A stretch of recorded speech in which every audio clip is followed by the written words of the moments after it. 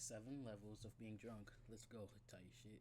So there are 7 levels of being drunk that you may experience when drinking. Of course, alcohol affects everyone differently, but these are some common things that almost everyone has experienced at least once. For level 1, we have buzzed. The first effects from the alcohol are starting to kick in. You'll find yourself with a very slight smile on your face and a warm sensation in your stomach. You'll still be able to walk and talk normally, but not for long. Level 2 is tipsy. At this point, you're starting to feel more euphoric. Shame levels are falling and your confidence is rising. You're gonna start feeling a lot more talkative and socially lubricated. You'll feel a bit more loose, like you don't have to think as much when it comes to socializing. You know all that spaghetti that falls out of your pockets when you try to talk to people when you're sober?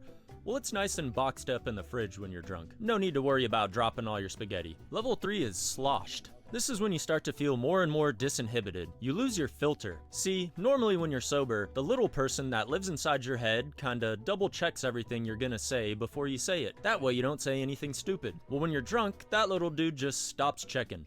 So you're much more likely to say stupid shit you wouldn't normally say. Another common side effect is you just kinda start to talk in all caps. Everything you have to say becomes really important. And this is the point where you may notice you have to pee a lot. Now my friends used to call this breaking the seal, as in the first time you pee while you're drinking is when you've broken the seal, and now the floodgates are open and you're gonna have to keep peeing all the time. But personally, I prefer to drink water with each drink that I have, so I just embrace peeing often, cause not drinking enough water is probably the biggest factor in getting a bad hangover the next day. Level 4, tossed. Bro, please, bro, can I hit the Juul? Bro, please, just one hit, dude. Just one hit from the Juul, bro, please. Yeah, if you consume nicotine, this is when you're gonna turn into Schmeagol looking for his precious vape. For some reason, alcohol really potentiates the nicotine. Also, loss of shirts is a common side effect at this stage. If you're at a party and you see someone shirtless, they're tossed. Dancing also becomes easier. You don't necessarily get better at dancing, but it just gets easier. Level 5, yossed. You know the little man that lives inside your head controlling your meat suit and making sure you don't say anything stupid? Well, he called in sick today. You're on your own now. Speaking of calling in sick, it's time to make some shit up about how you ate some bad Chinese food last night and text your boss. When you're this drunk, pretty much every idea becomes a good idea. Like that time I thought it'd be a good idea to show off that I can do a backflip on flat ground. Now, I can land a backflip, but apparently gravity works differently when you're drunk.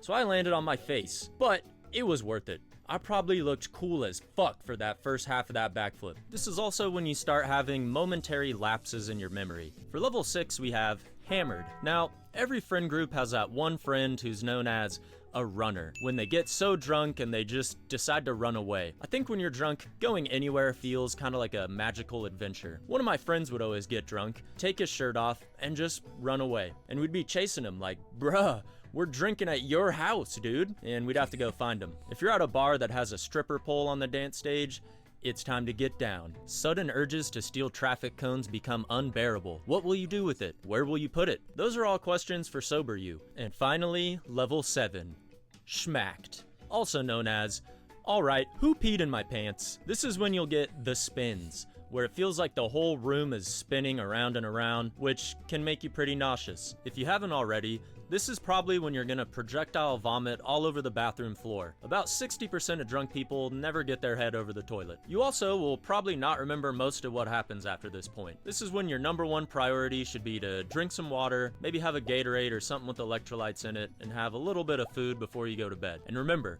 if you're at a party, do not fall asleep with your shoes on. It is an unspoken rule that if you pass out with your shoes on, then legally anyone there is obligated to draw on your face with a permanent marker. That's why I always roll through barefoot. Speaking of bare feet, one time after a particularly debaucherous party at my friend's house, we woke up to this message in the group chat. Apparently, someone left their shoes in his fridge, and we never figured out whose shoes they were or why they were in the fridge, but I can only imagine a couple of drunk buffoons absolutely dying of laughter over putting someone's shoes in the fridge. And here's a tip that may actually save your life at some point. If you're really drunk, do not fall asleep laying on your back. Get yourself into recovery position. That way you don't choke on your own vomit. Anyways, peace out, guys. I got some boys over and it's time for the next butt chug. See ya! Yo, this nigga violent.